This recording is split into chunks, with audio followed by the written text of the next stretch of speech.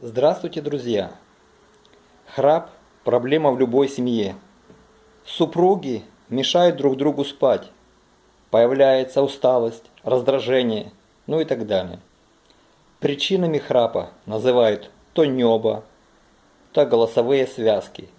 Нам это не важно. Я хочу поделиться своим опытом борьбы с этим явлением. Возможно, это не эстетично, зато дешево, надежно и практично. Как говорили в фильме. Ложась спать, берете 1 сантиметр малярного скотча, он не оставляет следов, и склеиваете губы. Ну и спать. Проверьте и будете очень довольны. Пожалуйста, ставьте лайки, подпишитесь в колокол, чтобы не пропустить следующее видео.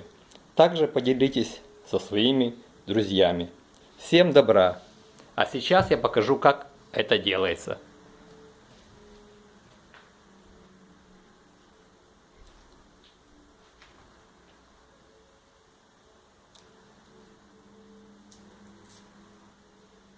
Эти вещи, бандаж и вставка в нос не помогают. Это поможет.